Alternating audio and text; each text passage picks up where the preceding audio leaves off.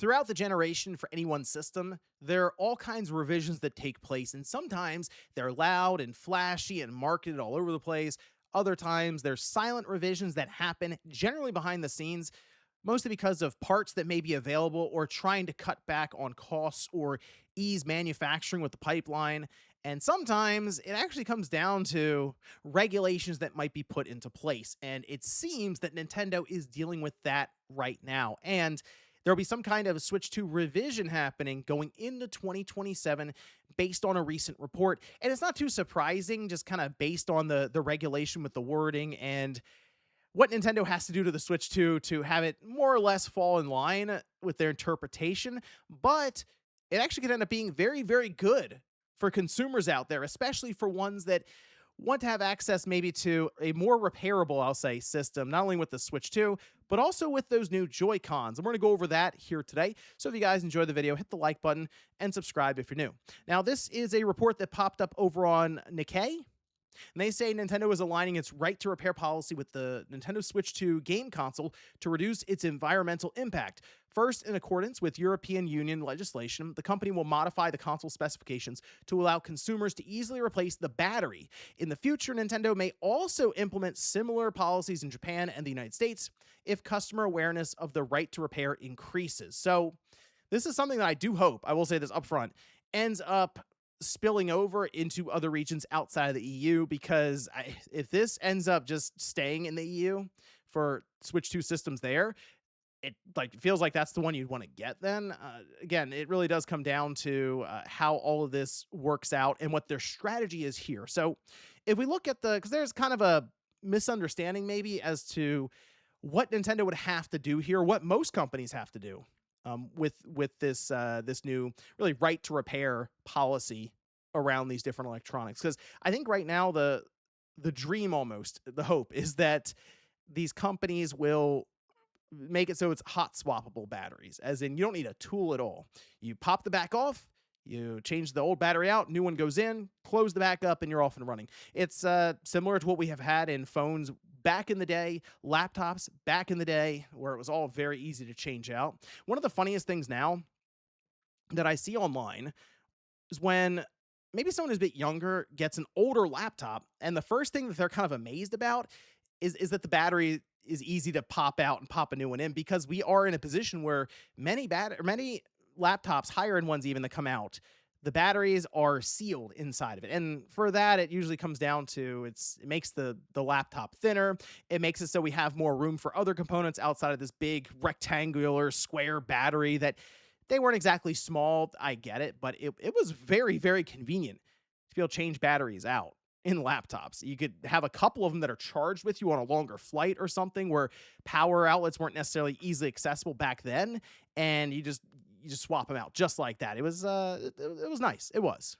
But also with phones, that's a big one where people realize, wait, all these phones, they're all sealed up for batteries. Now, if you look at the regulation that is at least being thrown out there right now, they say a portable battery shall be considered readily removable by the end user, where it can be removed from a product with the use of commercially available tools without requiring the use of specialized tools, unless provided free of charge with the product. Proprietary tools, thermal energy, or solvents disassemble the product. So solvents is a big one here, because if you look up any videos where they change out batteries on newer phones or tablets, you'd even say that, honestly, the Switch too, usually there is some kind of alcohol involved, like rubbing alcohol.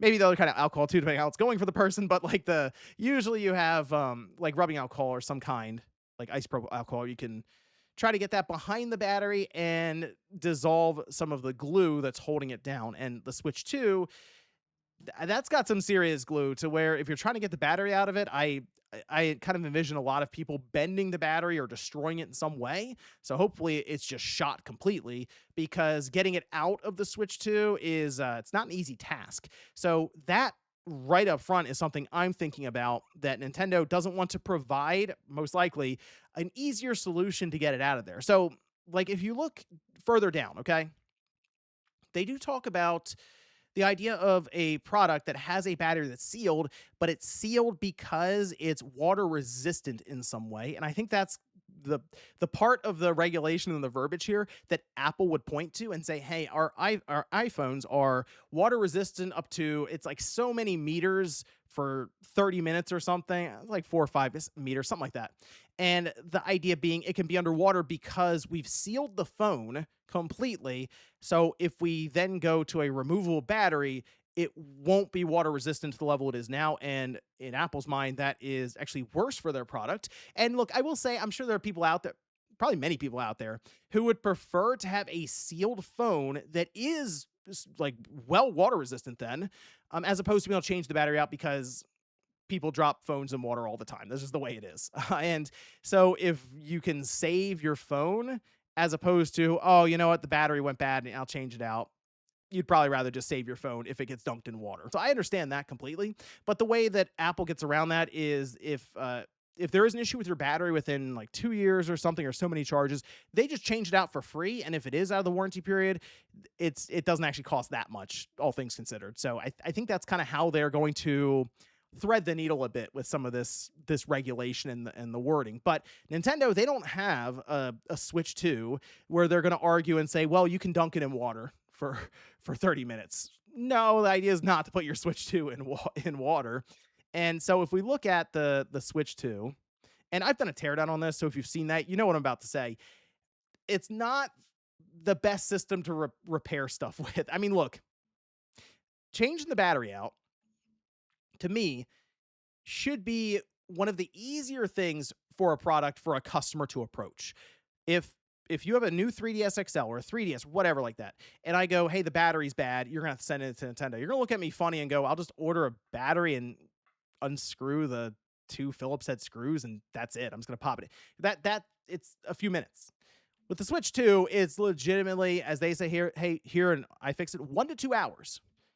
And that might be putting it for someone who's never done this at all.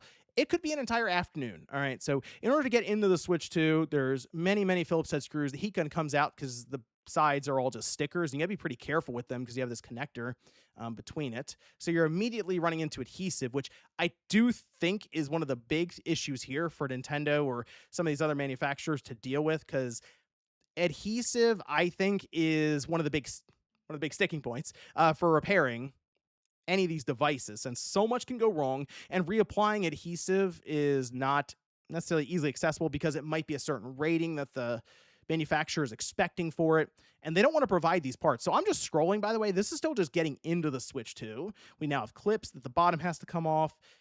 And finally, we get inside the system, but there's also still a metal shield over top of the battery that's right here on our right side.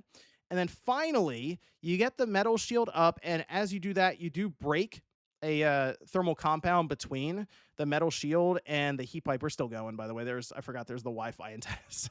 Anyway, once you get in there, you can see you do have the thermal adhesive that actually gets broken when you lift this up. And then finally, you get to your battery, but it gets better. So they say you have to weaken the adhesive. They're putting adhesive remover, like isopropyl alcohol, 90% or higher. And then finally, you're ripping the battery out. And it is not a clean rip. I will tell you that now. It is a whole thing to get that out of there. But then finally, you do get it out and you can replace it at that time. But it is 36 steps to change out a battery is ludicrous. It just is.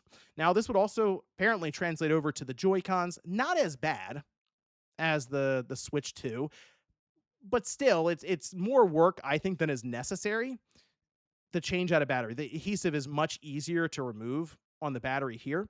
And the reason Nintendo does this, so 13 steps, is so that the battery doesn't just rattle around inside of the Switch 2. Now, what I think they would do here with the Switch 2 in particular, if you look at the back of the system, and I think we can get a shot here. If you look at the back of the system, right, the battery is on this side, so it's on the right side, and it's kind of this top right part. I think they might just legitimately just do a door. There's a door here, one screw, Phillips head screwdriver's needed, and then the door comes up, and the battery pops out. And they can do that because if you look at the way that the connector is set up here, so here's like our battery. It's already just like kind of this compartment that would just be uncovered, and the battery could swap out. The connector itself could be changed out for like a running wire or a couple of wires coming off of it. And then you would have some kind of, here we go. See, it already comes all the way around here. And then you just have a couple of pins down here, kind of similar to what we have with, say, the 3DS, where that battery just makes connection to copper or brass pins, and that's all. It would just sit up against alongside of it, and that would be great because one, it's obviously easy to change out, but two, it could lead to maybe upgradable batteries. That's the third party battery scene is so weird. It's they'll tell you that there's a ton of like it's a very high capacity, but it doesn't last as long as the original because they're lying to you about the capacity and stuff. But I remember the PSP in particular had an awesome third party battery scene back in the day where you had extended batteries, but the back of the PSP, it would make it much larger. Maybe they could do something as well with the Switch 2, although it wouldn't dock then. But hey, maybe you're someone who just you just want to use it portably, you don't care. There you go. But either way, this is something that would only benefit consumers out there after so many years for a Switch 2. You get year 8, year 9, the battery is probably going to be degraded over time. And if you're with the same original one, who knows what that charge is looking like, since now people talk about the Switch 2 getting 2 or 3 hours on some of these more intensive games. It might be down to half of that or something. So you might go, I will look into change this battery out. And then you see it's like, wow, it's a whole thing. I'll just buy another one, a Switch 2 system. And that's kind of what they're trying to mitigate here is the idea of just electronic waste and people just throwing their systems out and buying other ones simply because of a battery that should be a modular part, especially in a system that is not sealed for water resistance. And that's kind of what Nintendo's looking at here with the Switch 2. So I hope this is something that becomes widespread and isn't just, I guess, just for one region with the EU. I hope this is something that really has Nintendo thinking even about the next system years and years down the line, right? Where they start designing that and they go, okay, we should have some kind of removable battery in this system from the get-go, because now I kind of have to hope that this is something that does end up outside the EU. Otherwise, is that where we have to go looking for whenever there's a Switch 2 Lite or something? Do we have to look and see if we can import the one out of Europe?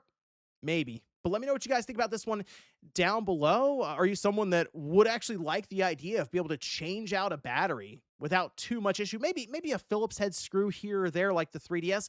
Would you prefer that? Or do you like the look of the more uniform system that is sealed with the battery inside? Thanks, guys, for watching, and I'll see you next time.